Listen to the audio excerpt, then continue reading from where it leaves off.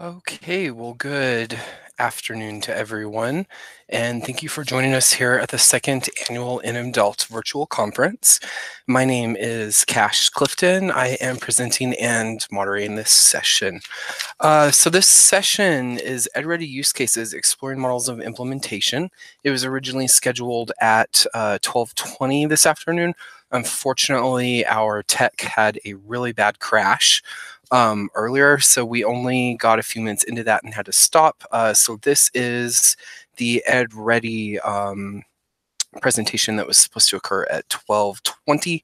There was initially a Edmonton Plato resources workshop scheduled here, and that had been canceled prior to today. So we are not missing anything. We're just going back through and repeating what should have happened at 12:20.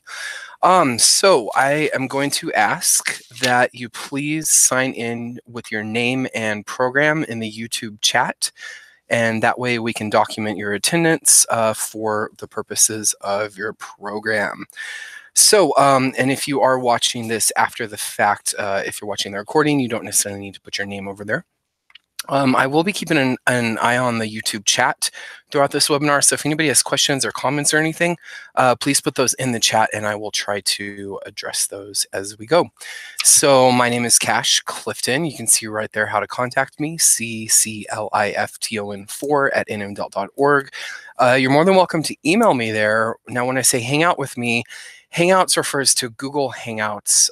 That is a program that you can do instant message and video chatting with. I am actually broadcasting this presentation today through Google Hangouts using YouTube Live. You're also more than welcome to call me on my office phone there. I do want to warn people I'm only in the office a couple of days a week, so you will typically get a much faster response if you email me, but feel free to call me and leave a message if you feel so inclined. So a few things today that I want to talk about is how are others using EdReady. I want to look specifically at the website EdReady Montana. So EdReady Montana, they have a lot of data, they have a lot of use cases, and so a lot of what I'll be talking about today, I'm pulling from what the EdReady Montana data, and I'll also be talking about what some of the programs here in the state of New Mexico have been doing with EdReady. Now, keep in mind, EdReady is still relatively new to this state. We just launched through NMDELT in January 2017. So I am continuing to work with people and try to learn about how people are using it. And I also would like to put into people's minds the question of whether or not they're interested in creating a space to discuss blended and hybrid learning. I am putting something together through Google Groups, and NMDELT will send a group invite out to people. But if you are so interested in those kind of things, just be thinking about what would be useful in the group and that kind of thing. So looking at EdReady Montana, there's a whole lot of supporting research available. So let me jump out of here real quick. So here in the browser, I am at edreadymontana.org. This is their website. And if you hover down here to general info and then come down and click EdReady Montana supporting research, this is where you can see the original documents that I'll be referring to in terms of your EdReady research, in terms of Montana's research. So if you would like to know more about some of the things I'm talking about, this would be a really good resource to use. So I'm assuming everybody's at least a little bit familiar with EdReady. If you're not familiar with EdReady, I did a presentation at last year's virtual conference that you can access through the DELT YouTube channel. You can also visit the NMDELT website and look at some of the EdReady resources. Let me show you that real quick. So NMDELT's website is www.nmdelt.org. If you want to get to our EdReady pieces, let's see, it is under support here. So you hover over support, come down and click on EdReady. And this is where you can get a general overview of EdReady. So right here, you can request an instructor account. Instructors are required to have an NMDELT account, which you can get for free through the DELT website here and access the EdReady page. Now, I do want to clarify one thing. Instructors are required to have an NM Delta account. Students are not required to have an NM Delta account. To create an account, students just need to have some kind of email that they can check. So that could be Gmail, a Yahoo Mail. It could really be anything. But if you come down here, you can see a little introduction to EdReady, and you can see some of the overviews here. Up here as well, I want to point out that this is the EdReady Instructor's Guide. So if I click on that, this will give you a little bit better idea of exactly how EdReady works. You can also see the detailed goal and assessment breakdown. NM Delta has created a few resources within EdReady, and so you can see lots of those things on this document here. We've created content aligning to the NRS levels 1 through 6, and this is where you can see the detail as far as what we put in NRS 1 through 6. And again, I'm just assuming everybody watching has a general idea of EdReady, but use some of those resources if you're not familiar with it and you're interested. So the first use case I want to look at is from Missoula County Adult Education, and this is one of the resources that's publicly available on EdReady Montana. So I think this one is pretty relevant to what we're trying to do in adult education here in the state of New Mexico. Missoula is focusing on HSE and college prep. They determine the content by the TABE testing, so very similar to what a lot of programs do here in New Mexico. Students come in, they take a TABE test, and then they are placed into content based on the results of that TABE testing. College prep, they do that a little bit differently. So the HSC students are placed by TABE. As far as students who want to focus on college prep, they start all of them in pre-algebra. Now, EdReady uses adaptive assessment. So they start all students in pre-algebra, but that doesn't necessarily mean that the students are actually going to do all of the pre-algebra content. They'll be able to skip some of it, hopefully, based on that diagnostic assessment.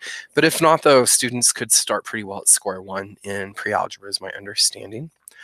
Now at Missoula, they have at least the first 12 hours face-to-face in the lab. And I find it kind of interesting that they choose the word at least. So I'm assuming that's a minimum and that students would have the option to do more face-to-face hours if they would like, or the option to work on their own if they so choose. And they were pretty pleased with the outcomes there. So again, from the EdReady Montana data, they found there was a 62% increase from 2014 to 2016 in the number of students who improved at least one educational functioning level. So I just find 62% absolutely phenomenal. I use EdReady in my classes when I do teach adult education classes. I don't have exact numbers, but I've similarly seen increases there. So that's just one idea. Hopefully that's beneficial to some people. Now, the second use case I'm looking at, so there again, this is through EdReady Montana, is Jacksonville State. So this is focusing more on college prep. So I realize in adult ed, we wear a few different hats. We're trying to get our students ready for careers. We're trying to get our students ready for colleges. We're trying to get students ready to pass the high school equivalency. So this one focuses specifically on college prep. And they really emphasize college math readiness in an initial email. So in that initial email, they try to address student integrity. They tell the students, hey, we really want you to get in EdReady and try to work on this, see if you can test out of maybe developmental math into a core math class. What's different about this, though, is there are a lot of institutions that have students work in EdReady. If they can show progress in EdReady, they give them something like an AccuPlacer to see if they can test higher.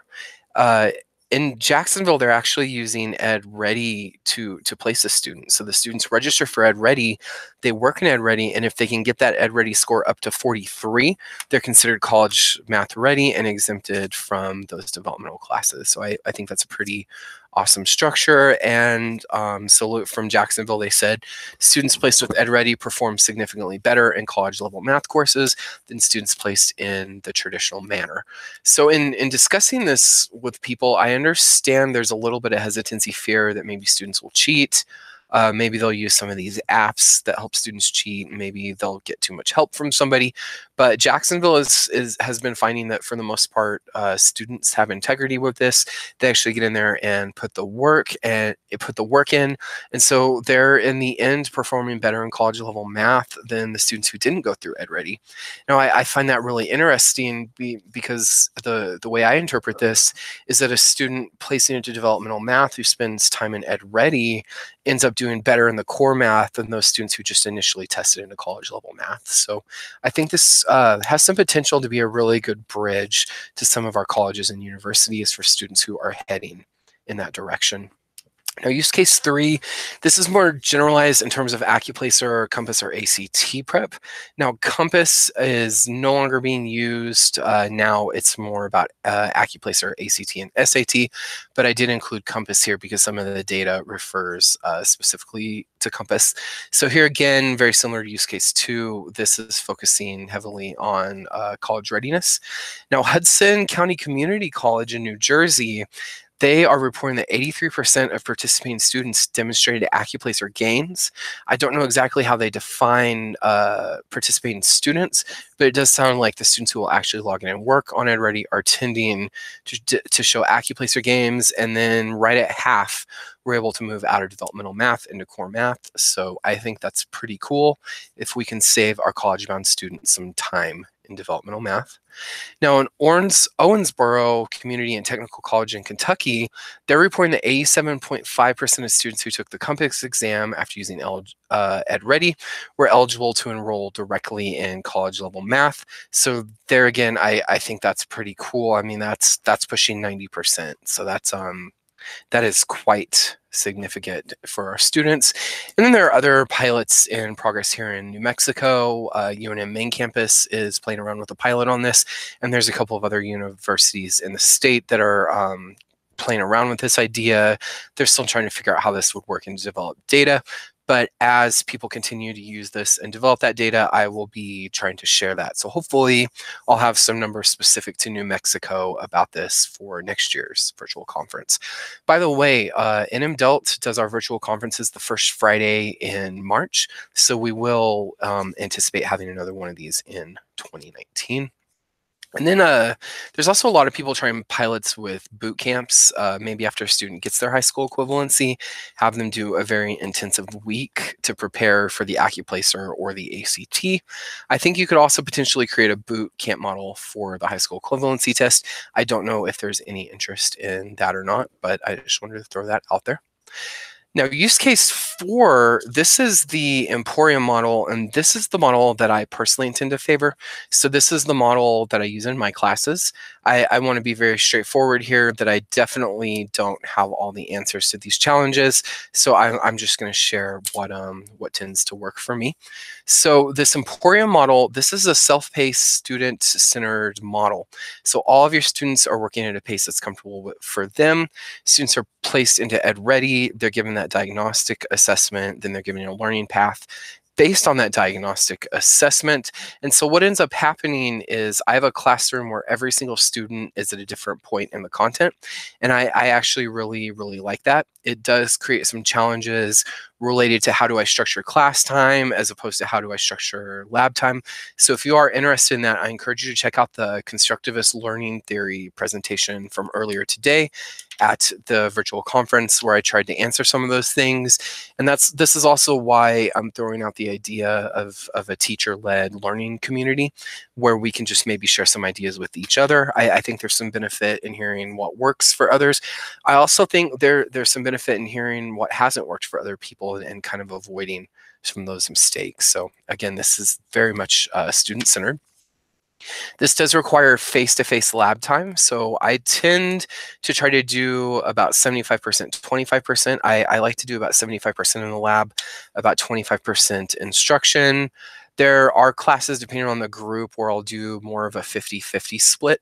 So I kind of feel that out myself personally. If I get a class that's pretty independent, pretty self-motivated, that's where I do about 75% of the time in the lab.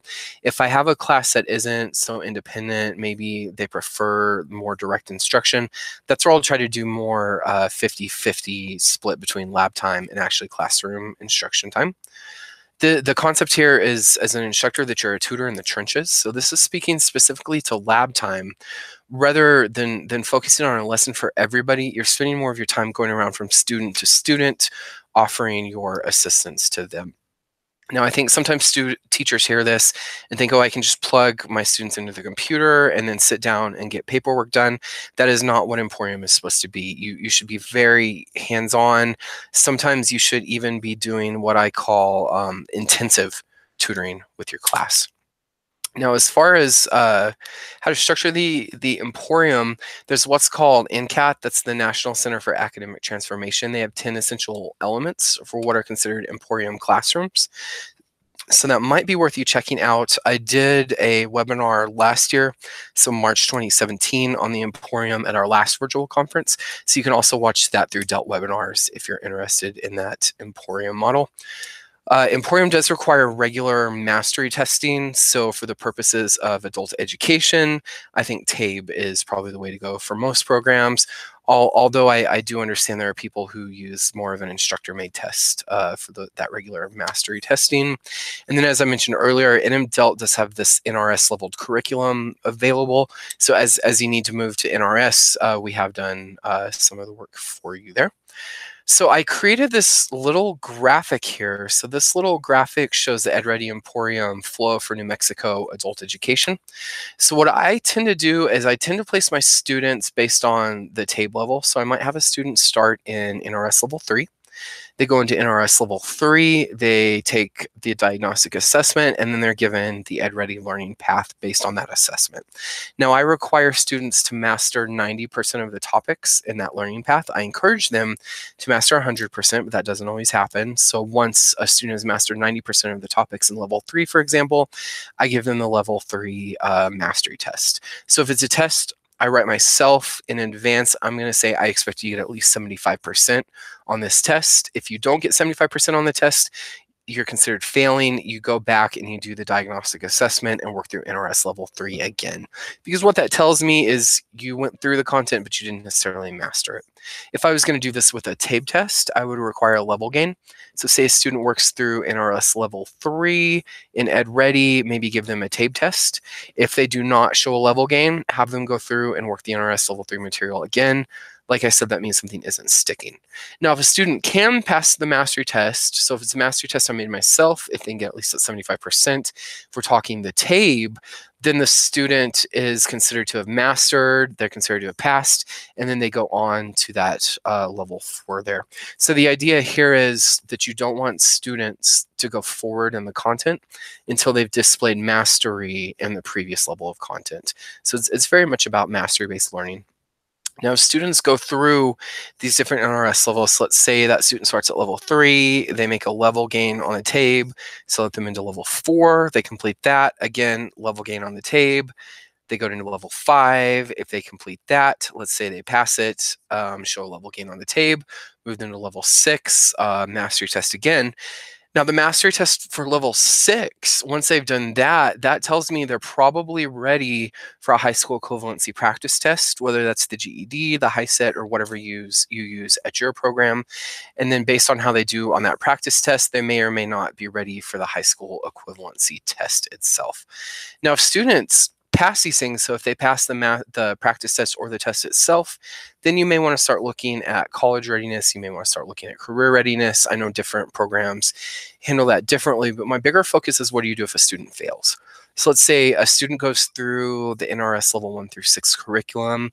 They've been able to display mastery through TABE or the test you created yourself, but they're not able to pass the high school equivalency test.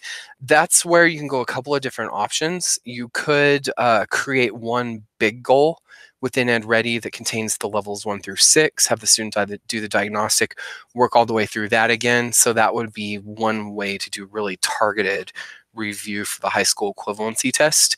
One thing you might consider, though, is the Plato test packs prescription.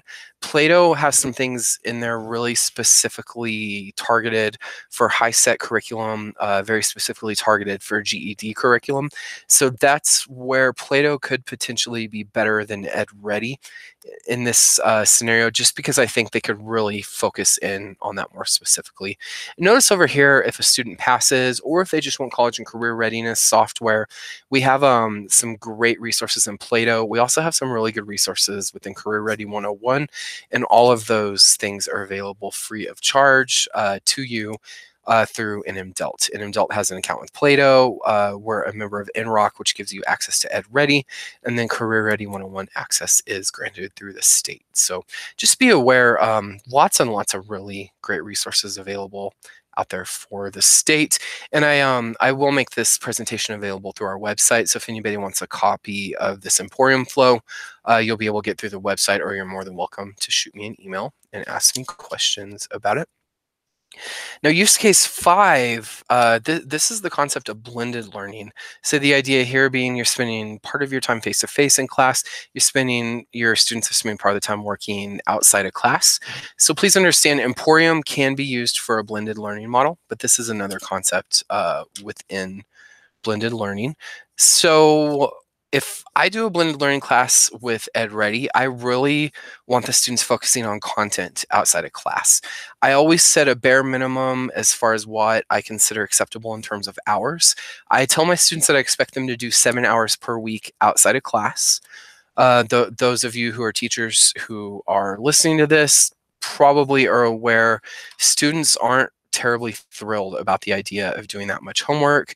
And so that's where I just really try to educate my students. I try to teach them about the growth mindset. I try to teach them about productive struggle. I try to teach them about eustress versus distress, and really try to get them to see the benefit of the program. And I just repeat over and over to students, hey, learning just requires consistency. It requires hard work, and reassure them that that's the only way I got to where I am.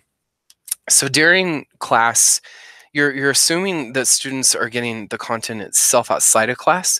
You want to try to explore things in greater detail during class. And that goes back to my constructivist webinar. Maybe you could do things with manipulatives. Maybe you could do some reading activities, some writing activities. Maybe you could have students do group work. Maybe you could bring in real world examples. But this is where you're just trying to reinforce the content that they're using on their own. And you also can use class time to teach them some critical thinking skills that I think are very useful on these tests. Project-based learning is a really nice direction to take your class time on. Constructivism, as I previously mentioned, I spend a fair bit of time on test taking and study skills, teaching the students to read the test, slow down and take their time, those kind of things. It always amazes me the things students don't know that I would just assume on the surface and expect them to know as far as studying skills. I like to discuss motivation. I know several of the programs are using coaching. Coaching is a really great technique you can learn more about as far as trying to get your students motivated. I personally practice motivational interviewing. There's a really great book by Miller and Rolnick called Motivational Interviewing. And I also have some webinars I did back in 2014 or 15 for NMDELT on motivational interviewing, if anybody is interested in that type of thing. And as I mentioned earlier, you're just doing intrusive tutoring during lab time. So I do suggest, if you're going to do a blended class, have a little bit of the class time in the lab. If nothing else, just to make sure the students can get enrolled in EdReady, make sure they can check their emails, and just to ensure students have very basic computing skills. Now, I get students sometimes who don't have basic computing skills, and I can show you a really good resource for that. This is GCF Learn Free. So this is gcflearnfree.org. So this is completely free. This is where students can learn all kinds of skills. So right there, they can learn basic technology. They can learn Microsoft Office. They have things for work and career. And this is just really, really nice. I'll click on the technology one, for example, because there are basic things like how do you get on the internet. There's even basics like how do you practice with a mouse, how do you navigate Windows as opposed to how do you navigate Mac OS. And so it can offer some very basic level instruction. It can also offer some things in terms of more advanced concepts. So for example, how to do some pretty advanced things in Excel is available through that as well. So lots and lots of resources out there for free on the web. And keep in mind, NM Delt as a group, we have the ability to help you with some of these. We can help you locate where some of these resources are. We can also help you use those resources. So sometimes they can be kind of challenging at first. Now, my use case 6 is to use EdReady as traditional lecture homework. So in this case, you would be trying to align your lessons with EdReady material. Now, that can be a bit of a challenge because keep in mind, EdReady uses the concept of adaptive assessment. And so that adaptive assessment is going to have students working on different topics at different time.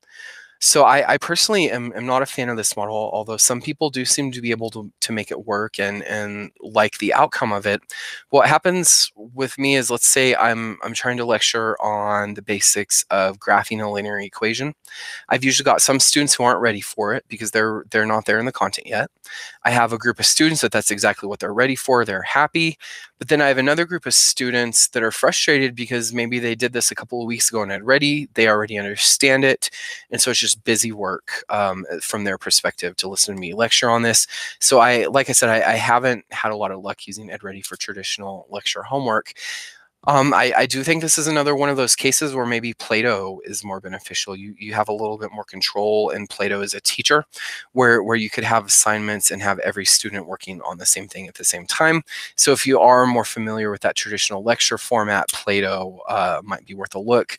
Career Ready, I feel like Plato would be a better resource for this, but there are some things within Career Ready that you could use that would work more as traditional homework than something like EdReady.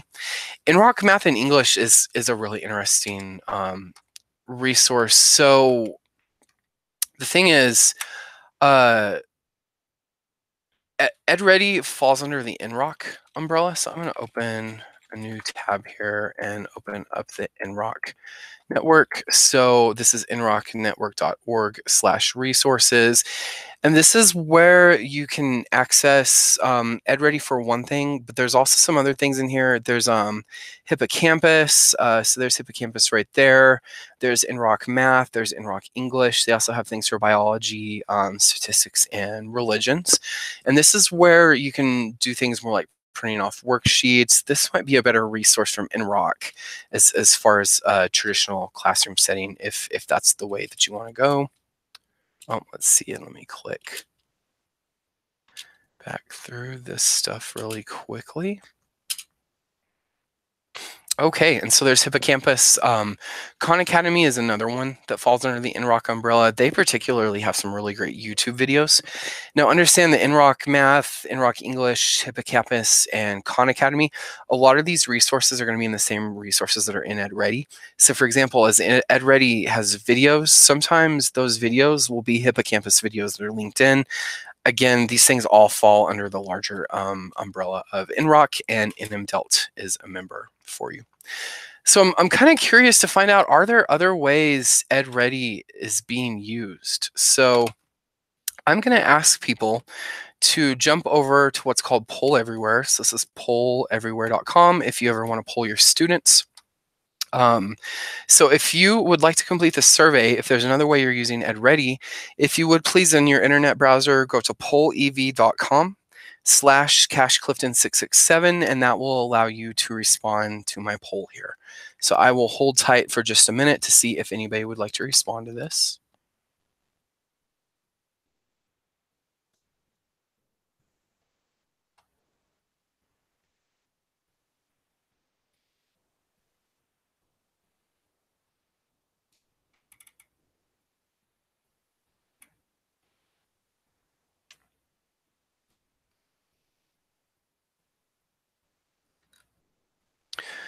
And Poll EV, it's a really nice tool. They have something really cool called a word cloud where it can throw words up on the board. As more people use the same word, it gets larger. So I'll do a word cloud through Poll Everywhere, and I might say something like, "What is stressing you out about class right now?" And then my students can anonymously share some of those things. So Poll Everywhere is a really cool tool if you haven't used it before. So going back to my presentation here. So I would just like to open this time up for questions. If anybody does have questions, please feel free to type that in the YouTube chat if you're watching live, and I will try to answer those today. If you're watching a recording of this, or if you think of some questions after the fact, I'd be happy to talk with you. So please feel free to shoot me an email. You can see right there, clifton4@nmdelt.org. You can also connect with our larger team at www.nmdelt.org. That is NMDelt's website. So I'll hold off here for a few more seconds, see if anybody has questions from YouTube.